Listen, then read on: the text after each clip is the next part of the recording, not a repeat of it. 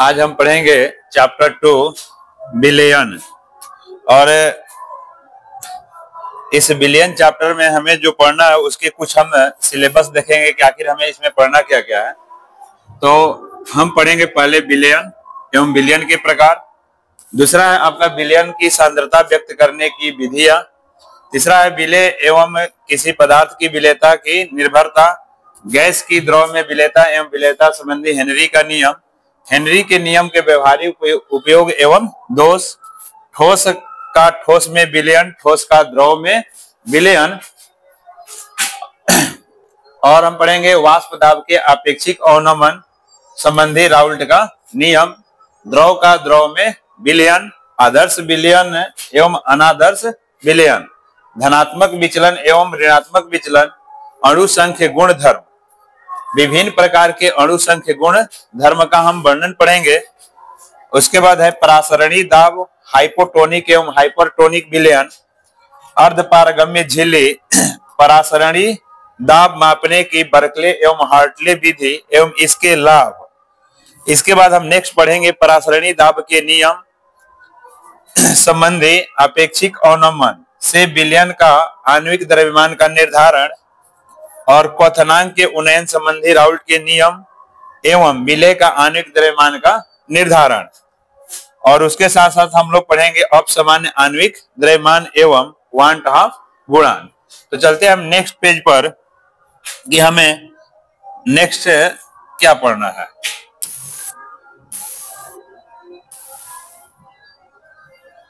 अब हम देखते हैं कि बिलियन, बिलियन क्या है। इस चैप्टर का नाम ही है बिलियन, तो सबसे पहले हम समझेंगे कि बिलियन क्या है। तो बिलियन बनाने के लिए कम से कम 2 अवयव का होना जरूरी है, और 2 अवयव ऐसे होने चाहिए जो आपस में अभिक्रिया नहीं करते हो। और उनका मिश्रण कैसा चाहिए? तो समांगी मिश्रण चाहिए, मतलब कि परस्पर अभिक्रिया न करने वाले 2 या 2 से अधिक पदार्थों के समांगी मिश्रण को विलयन कहते हैं। अब समांगी मिश्रण और एक होता है विषमांगी मिश्रण, समांगी मिश्रण और विषमांगी मिश्रण। तो सबसे पहले विलयन आपका 2 प्रकार का होगा।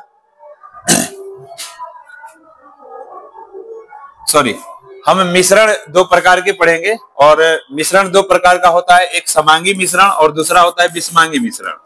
अब समांगी मिश्रण को हम एग्जांपल के द्वारा समझते हैं कि समांगी मिश्रण क्या है। जैसे हमने एक पात्र लिया और इस पात्र में कोई हमारा विलायक भरा हुआ है, जैसे पानी, और इस पानी में हमने क्या किया? नमक डाल दिया। इस पानी में हमने क्या किया? नमक डाला। तो जब इसमें हम नमक डालते हैं तो इस पानी में जो नमक होता है घुल जाता है, और घुल कर जो बनाता है उसे हम लोग कहते हैं विलयन। मतलब कि विलयन में विलेय और होता है विलायक। तो जब विलेय विलायक में घुल जाता है तो इस मिश्रण को हम लोग कहते हैं समांगी मिश्रण। दूसरा एक एग्जांपल के द्वारा हम लोग समझते हैं कि जब पात्र में हम पानी लेते हैं और पानी में हम क्या करते हैं? बालू डालते हैं, बालू डालते हैं। जब हम बालू को डालकर अच्छी तरह से हिलाते हैं तो बालू कितना भी देर आप हिलाते रहो तो बालू पानी में घुलता नहीं है, मतलब कि दोनों का गुण एक दूसरे से अलग होता है। तो ऐसे मिश्रण को हम लोग कहते हैं विषमांगी मिश्रण। ठीक है, तो यहां से हमने समांगी मिश्रण और विषमांगी मिश्रण को हमने क्लियर किया। तो यहां पर हमें विलयन भी समझना है। तो विलयन में कम से कम 2 अवयव हो सकते हैं और 2 से अधिक हो सकते हैं। 2 से कम अगर है तो कोई भी पदार्थ विलयन नहीं बना सकता है। ठीक है ना।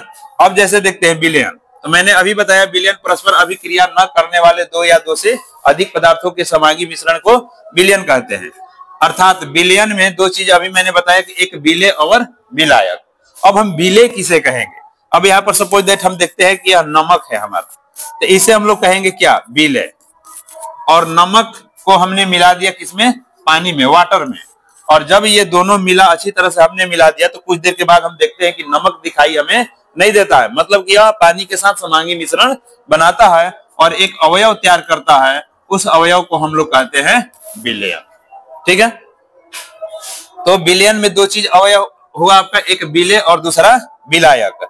अब हम विलेय किसे कहेंगे? तो विलेय को पहले हम समझ लेते हैं।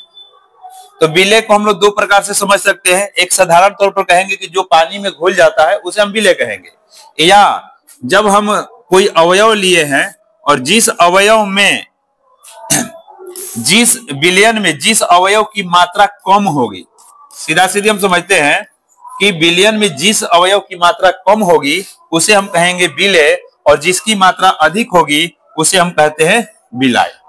जिसकी मात्रा कम होगी उसे हम कहेंगे विलेय, और जिसकी मात्रा अधिक होगी उसे हम कहेंगे विलायक। जैसे 25 ग्राम चीनी को 90 ग्राम जल में घोलने पर विलयन बनेगा, घोलने पर विलयन बनेगा। तो अब इसमें इस आधार पर भी हम पहचान सकते हैं कि कौन विलेय है और कौन विलायक है। तो इसमें मात्रा किसकी कम है? चीनी की। और मात्रा किसकी अधिक है? तो जल की। तो जल को हम लोग कहेंगे विलायक और चीनी को हम लोग कहेंगे विलेय। आगे चलते हैं हम लोग नेक्स्ट।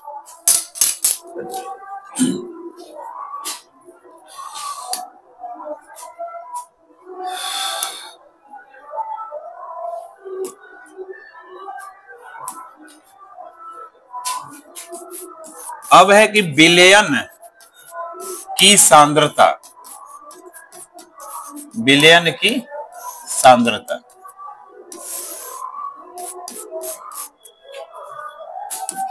तो किसी विलयन में उपस्थित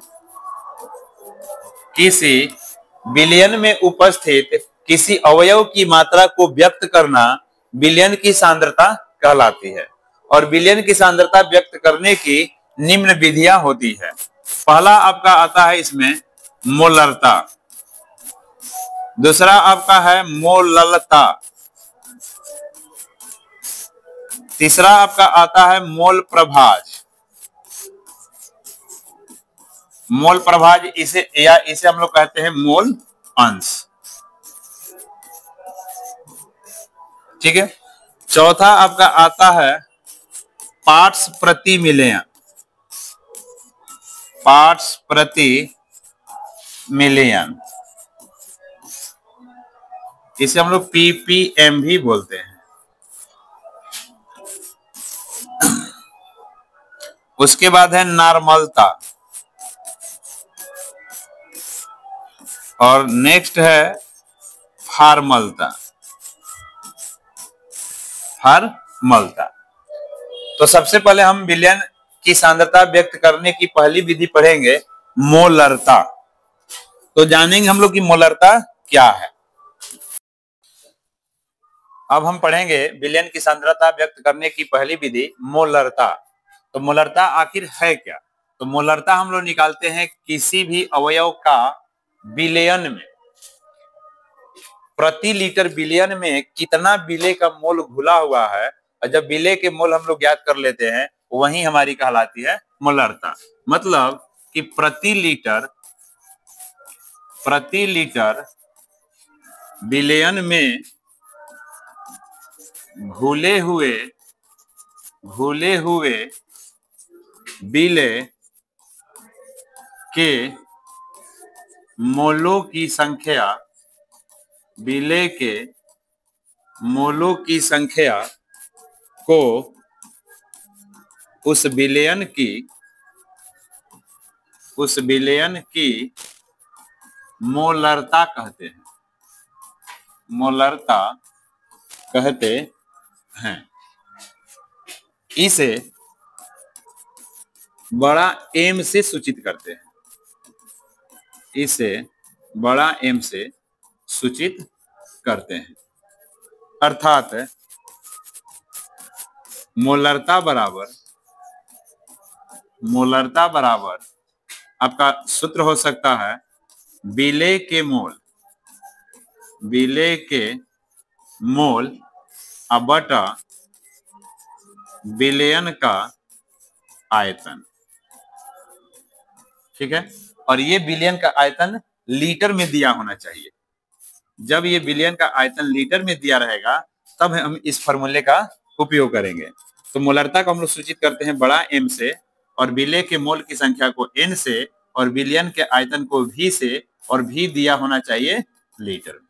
ठीक है, तो कभी कभी आयतन आपका लीटर में ना देकर ml में दिया होता है, तब हम क्या करेंगे, तो जब ml में आयतन दिया रहेगा तो उस समय हम मोलरता ज्ञात करेंगे इस सूत्र की सहायता से। मोलरता बराबर हम लिखेंगे विलेय के मोल बटा विलयन का आयतन, और यह आयतन दिया होना चाहिए ml में। और जब यहाँ पर ml में दिया रहेगा, इसको लीटर में चेंज करने के लिए हम 1000 से गुणा कर देंगे, हम 1000 से गुणा कर देंगे, या m बराबर हम लिखेंगे n गुने 1000 अब बटा में v, और ये भी होना चाहिए ml में। जब ml में दिया रहेगा तभी हम ऊपर 1000 से गुणा करेंगे। तो ये हमारा फॉर्मूला हुआ मोलरता ज्ञात करने के लिए। तो इस सूत्र की सहायता से हम मोलरता, अब थोड़ा सा इसे पुनः हम समझते हैं कि प्रति लीटर विलयन में, 1 लीटर विलयन में कितना विलेय का मोल घुला हुआ है, और जब उसे हम ज्ञात कर लेंगे तो उस विलयन की हम उसे कहेंगे मोलरता। मोलरता को हम लोग सूचित करेंगे बड़ा M से, और इसकी इकाई जो होती है मोल प्रति लीटर होती है। मोलरता की इकाई मोल प्रति लीटर होती है।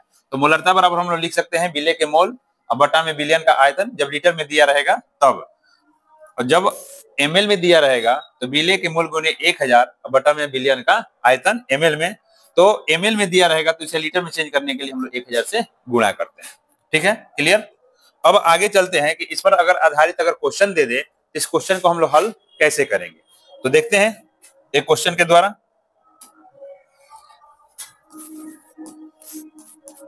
यदि क्वेश्चन आपका आ जाए कि 20 ग्राम चीनी 450 ml विलयन में, 450 ml विलयन में घुला हुआ है, घुला हुआ है। ठीक है, 20 ग्राम चीनी 450 ml विलयन में घुला हुआ है, तो विलयन की मोलरता ज्ञात करें, विलयन की मोलरता ज्ञात करें। ठीक है, तो सबसे पहले क्वेश्चन कोई भी दिया रहे तो क्वेश्चन से हम बातचीत करके निकालेंगे कि क्वेश्चन में क्या क्या दिया हुआ है और क्वेश्चन क्या कहना चाह रहा है। तो सबसे पहले हम लोग देखेंगे कि जो घुला हुआ है उसको हम लोग विलेय कहेंगे, ml में अगर दिया हुआ है तो उसको हम लोग विलयन का आयतन कहेंगे। तो 20 ग्राम चीनी घुला है, कितना विलयन में है, तो 450 ml विलयन में है। तो 20 ग्राम जो चीनी है हमारा विलेय की मात्रा हो जाता है। किसकी मात्रा हो जाएगा, विलेय की मात्रा। ठीक है ना, तो विलेय की मात्रा हमारा कितना हो गया, 20 ग्राम। ठीक है, अब चीनी की मात्रा जब दिया हुआ है तो हमें मोलरता निकालने के लिए हमें मोल चाहिए। तो मोल निकालने के लिए जो चीज विलेय है उसका मोल निकालने के लिए उसकी मात्रा चाहिए और उसका मोलर द्रव्यमान चाहिए। तो मोलर द्रव्यमान हम लोग निकालेंगे कैसे, तो चीनी के सूत्र से, किसी भी अवयव के आणविक सूत्र से हम उसका मोलर द्रव्यमान निकालते हैं। तो चीनी का सूत्र हम लोग यहाँ पर लिखेंगे। चीनी का सूत्र क्या होता है, C12 H22 O11। ठीक है, अब इसका हमें मोलर द्रव्यमान निकालना है, या आणविक द्रव्यमान भी हम लोग कह सकते हैं। ठीक है, मोलर द्रव्यमान।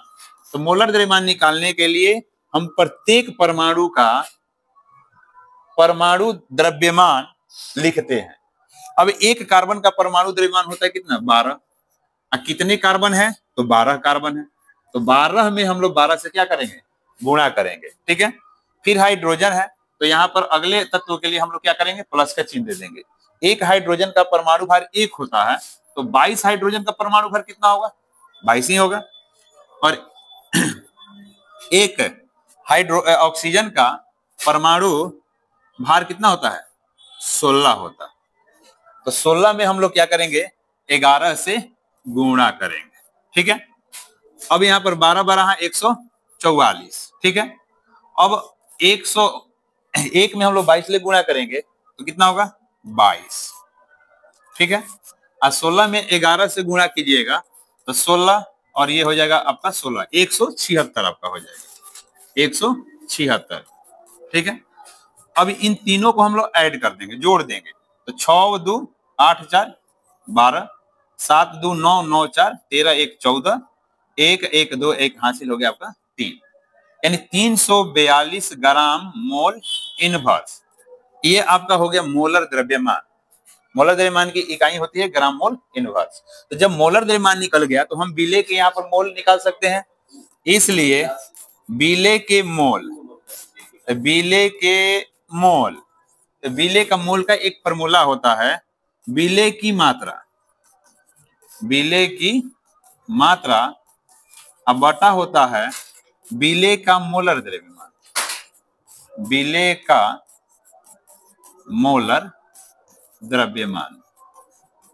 ठीक है, अब हमारा देखते हैं कि बीले की मात्रा कितना दिया हुआ है। तो बीले की मात्रा है 20 ग्राम और इसकी मोलर द्रव्यमान कितना है 342। तो जब मोल की संख्या निकल गया और बिलियन का यहाँ पर क्या दिया हुआ, आयतन दिया हुआ है, पुनः